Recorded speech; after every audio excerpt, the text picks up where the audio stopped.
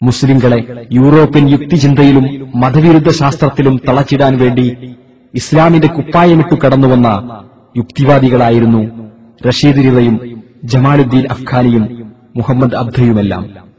ഇവരുടെ തൗഹീദ് കേരളത്തിലേക്ക് ഇറക്കുമതി ചെയ്ത മുജാഹിദ് പ്രസ്ഥാനം ഇവിടെ ഖുർആനും ഹദീസുകളും നിഷേധിച്ചും ദുർവ്യാഖ്യാനിച്ചും പൂഴ്ത്തിവെച്ചും തൗഹീദിന്റെ പേരിൽ തനി യുക്തിവാദങ്ങൾ പ്രചരിപ്പിക്കുകയായിരുന്നു.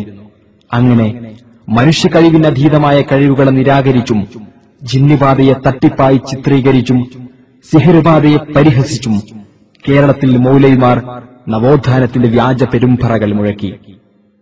എന്നാൽ ഈജിപ്ഷ്യൻ നിർമ്മിതമായ ഈ തൗഹീദ് അറേബ്യൻ എണ്ണപ്പണത്തിന്റെ ഒഴുക്കിന് തടയിടുന്നുവെന്ന് ബോധ്യപ്പെട്ട മൗലവി വിഭാഗത്തിലെ ഒരു കൂട്ടം പണ്ഡിതർ 8 പതിറ്റാണ്ടുകാലം തങ്ങൾ കൊണ്ടുനടന്ന തൗഹീദ് തെറ്റായിരുന്നുവെന്ന് തുറന്നു പറയാൻ നിർബന്ധിതരായിരിക്കുകയാണ്. ജിന്നും സിഹറും മന്ത്രവുമൊക്കെ അംഗീകരിക്കുന്ന ഗൾഫ് സലഫിസത്തിന് അനുകൂലമായ പുതിയ തൗഹീദ് നിർമ്മിച്ചുകൊണ്ടിരിക്കുകയാണവർ. റിയാലുകൾക്കും ദീനാറുകൾക്കും മുമ്പിൽ അടിയറവ് പറഞ്ഞ് പൊളിഞ്ഞ് ഛിന്ന ഭിന്നമാകുന്ന വഹാബി തൗഹീദ്. ഈജിപ്ഷ്യൻ തൗഹീദിന്റെ കാലഘട്ടത്തിൽ കണ്ണേറ് സത്യമല്ലെന്നും കണ്ണേറിൽ വിശ്വസിച്ചാൽ യഥാർത്ഥ തൗഹീദിൽ നിന്ന് പുറത്തുപോകലാണെന്നും പറഞ്ഞ് സക്കരിയ സ്വലാഹി നടത്തിയ പ്രസംഗം കേൾക്കുക. പിന്നെ കണ്ണേറ് അല്ലേ, നമ്മുടെ വീട്ടിന്റെ പെരപ്പുറത്ത് ഒരു 5-6 കുമ്പളങ്ങ അല്ലെങ്കിൽ 5-6 വെള്ളരി അല്ല 5-6 മത്തൻ നിൽക്കുന്നത് കണ്ടു. അങ്ങനെ ഒരു അമോട്ടിയാക്കയിൽ എങ്ങനെയാണ് പോകുമ്പോ എന്താ സൈനവാ എന്റെ കുമ്പളങ്ങ ഉഷാറായിട്ടുണ്ടല്ലോ എന്നാണ് അമോട്ടിയാക്ക വെറുതെ പോയി. കുറച്ച് കഴിഞ്ഞപ്പോ 1 വീണ് 2 വീണ് ആകെ മത്തം മുഴുവൻ പോയി. ആ മനുഷ്യന്റെ ഒരു നാവ് എന്നിട്ട് പിന്നെ നാട്ടിലാകെ പാട്ടായി അമോട്ടിയാക്ക ഏരിയയിലും വരുന്നുണ്ടെങ്കിൽ നോക്കിക്കോളുണ്ട്. അതാണ് എന്തെങ്കിലുമൊക്കെ ഉണ്ടായാൽ നമ്മളെ ആളുകൾ അപ്പൊ എന്തെങ്കിലുമൊക്കെ ഇട്ട് മറച്ചു വെക്കും. എന്തെങ്കിലും ഒരു മത്തനുണ്ടായാൽ അതിന്റെ മുകളിൽ പട്ടയും പാളയൊക്കെ കൊണ്ടുവന്ന് വെക്കും. എന്തിനായി കണ്ടാ വല്ലോനും പറഞ്ഞളയും. അപ്പൊ നാവേറ് തട്ടും, നാവുകൊണ്ടുള്ള ഏറ്, കല്ലുകൊണ്ടുള്ള ഏറും വാളുകൊണ്ടുള്ള ഏറും ഒക്കെ കേട്ടിട്ടുണ്ട്. നാവുകൊണ്ടുള്ള ഏറുണ്ട്, നാവേറ്. പിന്നെ കണ്ണുകൊണ്ടുള്ള ഏറുണ്ട്, അതാണ് കണ്ണേറ്. ഇങ്ങനെ യഥാർത്ഥത്തിൽ അവിടെ നമ്മൾ ഹൈറും ഷെറും അള്ളാഹുവാണ് ചെയ്യുന്നതെന്നുള്ള വിശ്വാസത്തിന് ഘടകവിരുദ്ധമാണ്. കാര്യകാരണ ബന്ധങ്ങൾക്ക് അതീതമായിട്ട് നന്മയും തിന്മയും വരുത്താൻ പടച്ചവനെ കൊണ്ട് മാത്രമേ സാധിക്കുകയുള്ളൂ. ഒരാളൊന്ന് നോക്കിയതുകൊണ്ടോ ഒരാളൊന്ന് എന്തെങ്കിലും പറഞ്ഞതുകൊണ്ടോ നമ്മുടെ സാധനത്തിന് ഒരു ദോഷം വരില്ല. എന്നാൽ മൗലവിമാർ ഹദീസുകൾ ഓതി ഇപ്പോൾ പറയുന്നത് കണ്ണേറെ സത്യമാണ് എന്നാണ്.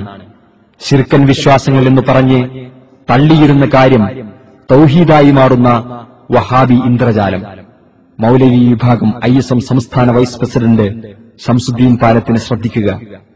താങ്കളെ അലട്ടുന്ന ദ്രോഹിക്കുന്ന എല്ലാ പ്രശ്നങ്ങളിൽ നിന്നും മിൻ ശർരി കുല്ലി നഫ്സിൻ, അതേപോലെ എല്ലാ ഷർറിൽ നിന്നും, ഔ ഐനി ഹാസിദിൻ, അസൂയക്കാരന്റെ കണ്ണേറിൽ നിന്നും. കണ്ണേറ് ഇന്നൽ ഐന ഹഖുൻ, കണ്ണേറ് സത്യമാണ്. പക്ഷെ കണ്ണേറിൽ നിന്ന് രക്ഷപ്പെടാൻ വേണ്ടിയിട്ട് ഒരു പേക്കോലുണ്ടാക്കിയൊക്കെ അല്ല വേണ്ടത്. അത് ഹറാമായ ചികിത്സ. പടച്ചവൻ പഠിപ്പിച്ച ചികിത്സ എന്നാണ് പഠിപ്പിച്ച അത് ചില്ല വേണ്ടത്. ഇങ്ങനെയാണ് ജിന്നുബാധയെയും അതിനെതിരെയുള്ള ചികിത്സാ രീതികളെയും നിരാകരിച്ച് പ്രസ്ഥാനത്തിൽ ആളെ കൂട്ടിയവരാണ് മുജാഹിദുകൾ. ജിന്ന് മനുഷ്യരിൽ ബാധിക്കുമെന്ന് പറഞ്ഞാൽ മറഞ്ഞ മാർഗത്തിൽ അള്ളാഹു അല്ലാത്തവരെ കൂടി പങ്കാളിയാക്കലാണത് എന്നായിരുന്നു വഹാബി തൗഹീദ്. ജിന്നുബാധ തട്ടിപ്പാണെന്നും മുജാഹിദ് പ്രസ്ഥാനം കടന്നു ചെല്ലുന്ന സ്ഥലങ്ങളിൽ ജിന്നുബാധകൾ ഒഴിഞ്ഞു പോവുകയാണെന്നും പറഞ്ഞ് സക്കരിയ സ്വലാഹി മുമ്പ് നടത്തിയ പ്രസംഗം കേൾക്കുക. ഇനി വേറെ ഒരു കാര്യത്തെക്കുറിച്ച് പറയാനുള്ളത്, നമ്മുടെ നാട്ടിലൊക്കെ പണ്ട് ജിന്ന് കൂടാറുണ്ടായിരുന്നു. സുന്ദരികളായ പെൺകുട്ടികളുടെ ദേഹത്താണ് ജിന്ന് കൂടാ. എന്നിട്ട് ശൈത്താൻ കൂടാനാ പറയാ. എന്നിട്ട് ശൈത്താൻ ഇളക്കൽ എന്നൊരു പരിപാടി ഉണ്ടായിരുന്നു. അത് പകലൊന്നും ശൈത്താൻ ഇളകൂല, രാത്രി ഇളകുള്ളൂ. എന്നിട്ട് ഈ പെൺകുട്ടിയും ശൈത്താൻ ഇളക്കാൻ വന്ന ശൈത്താനെയും കൂടി ഒരു റൂമിലാക്കിയിട്ട് നേരം വെളുക്കോളം മൊത്തം മനുഷ്യന്മാര് പുറത്ത് കാത്തിക്ക, ശൈത്താൻ ഇളകണവും കാത്ത്. അതുകൊണ്ടുണ്ടായ എന്തെല്ലാം ദുരന്തങ്ങൾ നാട്ടിൽ. ഇപ്പൊ എന്താ ശൈത്താൻ കൂടാത്തത്? ഇപ്പൊ എന്താ ശൈത്താൻ ഇളക്കലില്ലാത്തത്? ശൈത്താനൊക്കെ മറഞ്ഞുപോയോ? സലഫി പ്രസ്ഥാനം കേരളത്തിൽ വന്നോടെ സലഫി പ്രസ്ഥാനം ചെല്ലോടത്തൊക്കെ ഇങ്ങനെ ശൈത്താൻ നീങ്ങി പോവുക. സുഹൃത്തുക്കൾ, ഇതൊരു തട്ടിപ്പായിരുന്നുവെന്ന് നമ്മൾ ഇപ്പോഴെങ്കിലും മനസ്സിലാക്കണം. എന്നാൽ അതേ ദാവ് കൊണ്ട് തന്നെ സക്കരിയ ഇപ്പോൾ പറയുന്നത് ജിന്നുകൾ മനുഷ്യരെ ബാധിക്കുമെന്നും അതിന് അടിച്ചിറക്കൽ പോലെയുള്ള ചികിത്സകൾ വേണമെന്നുമാണ്. അതിന് ഹദീസോതി തെളിവുദ്ധരിക്കുന്നു. സക്കരിയയുടെ പ്രസംഗം ശ്രദ്ധിക്കുക. സാബത്തുമായ റസൂലുള്ളാഹി സ്വല്ലല്ലാഹു അലൈഹി വസല്ലം യഅല ഇബ്നു മുർറ ഉദ്ധരിക്കാണ്, ഞാൻ അള്ളാഹുവിന്റെ റസൂലിന്റെ കൂടെ യാത്ര ചെയ്തു. ഫറഅയ്തു ബിൻ ഷൈഅൻ അജബ, ഒരു അത്ഭുതകരമായ കാര്യം ഞാൻ കണ്ടു. എന്താണ് ഹദീസിൽ അറിയോ? വാത്തത്തുഹു ഇമ്രാത്തുൻ, നബിയുടെ അടുത്ത് ഒരു സ്ത്രീ വന്നു. ഫഖാലത്ത് ഇന്ന ബിനി ഹാദാ ബിഹി ലമമുൻ മുൻദു സബഈ സിനീൻ, എന്റെ ഈ കുട്ടിക്ക് 7 വർഷമായിട്ട് ഒരു തരം ബാധയുണ്ട് നബിയെ. യൗഖുദു കുല്ല യൗമിൻ മറത്തൈനി, ഓരോ ദിവസം 2 തവണയെങ്കിലും അവനിത് പിടികൂടുന്നു. ഫഖാല റസൂലുള്ളാഹ്, അപ്പോൾ റസൂൽ പറഞ്ഞു അദ്നിഹി, അവന്റെ അടുത്തേക്ക് ഇരുത്തു. ഫഅദൻതുഹു, പിന്നെ ഞാൻ അതിനെ അടുത്തിരുത്തി. ഫതഫല ഫീഹി, ആ കുട്ടിയുടെ വായിൽ നബി തുപ്പി. വഖാല ഉഖ്റുജ് അദുവല്ലാഹ്, അല്ലാഹുവിന്റെ ശത്രു പുറത്തു പോ. അന റസൂലുള്ളാഹ്, ഞാൻ അല്ലാഹുവിന്റെ റസൂലാണ് എന്ന് അദ്ദേഹം റസൂലുള്ളാഹി സ്വല്ലല്ലാഹു അലൈഹി വസല്ലം പറയുകയും ചെയ്തു. റവാഹുൽ ഹാക്കിം വസഹഹു വവാഫഖഹു അസ്സഹാബി. ജിന്നുബാധയെക്കുറിച്ച് ഷംസുദ്ദീൻ പാലത്ത്. ജിന്നുകളെ വയസ്സ് ചിലപ്പോൾ 100 ആവാം, 200 ആവാം, 1000 ആവാം. കഴിഞ്ഞ നൂറ്റാണ്ടിലുള്ളവരെ വർത്താനൊക്കെ ചിലപ്പോൾ ഈ നൂറ്റാണ്ടിലുള്ളവർ പറയും. വല്യാപ്പാന്റേത് മകൻ പറയും. അതേപോലെ നമുക്ക് വല്യാപ്പാനെ കണ്ട് പരിചയമെടുക്കാം, മകൻ ചിലപ്പോൾ വല്യാപ്പാനെ കണ്ടിട്ടുണ്ടാവില്ല. എന്താ കാര്യം? വല്യാപ്പാനെ പരിചയമുള്ള ഒരു ജിന്ന് ഇവിടെ ഇടപെടുന്നതാണ്. മനസ്സിലായില്ലേ? നമ്മളത് റൂഹ് കൂടി മരിച്ചുപോയ ആൾ ആത്മാവ് കയറി എന്നൊക്കെ പറയാം. അത് ആത്മാവ് കയറുന്നതല്ല, അവിടെ പരിചയമുള്ള ഒരു ജിന്ന് ഇവിടെ പണിയെടുക്കുന്നതാണ് പിന്നെ തലമുറയിൽ. കാരണം അത്രയും ആയുസ്സുള്ളതുകൊണ്ടാണ്. അത് നമുക്ക് അത്തരം വിഷയങ്ങൾ പറയും, വിശദീകരിക്കാം.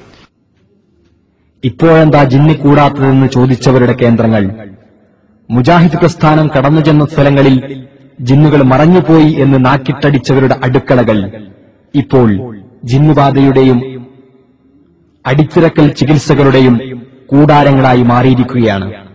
ശിർക്കിന്റെ മറനീങ്ങി കിട്ടിയ മുജാഹിദ് മൗലവിമാരുടെ അതിരുവിടുന്ന അടിച്ചിറക്കൽ ചികിത്സയുടെയും അതുമായുണ്ടായ വിവാദങ്ങളുടെയും നേർക്കാഴ്ചകൾ.